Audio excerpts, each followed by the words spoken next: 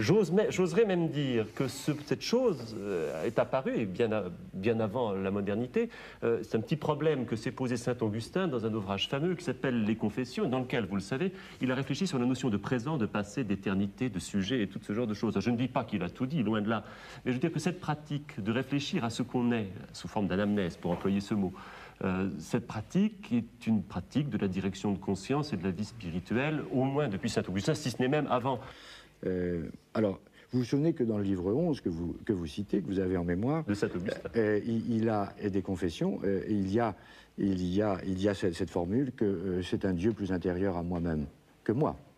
Bon, ce à quoi je fais allusion et ce que recherche Winston, c'est ça, n'est-ce pas? Il y a quelque chose en moi qui est plus intérieur à moi-même que moi.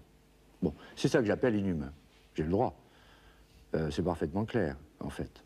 Parce que c'est justement quelque chose avec quoi je n'arriverai jamais à avoir... Vulgairement, quand on emploie le mot d'inhumain, on pense à horrible, effroyable, cruel et détestable. On ne pense pas à l'être intérieur qui s'épanouit.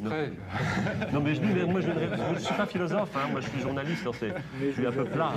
Je vous accorde tout ce que vous voulez sur le terme qui ne vaut rien, que Ferry mettra au compte de mon désir de provocation.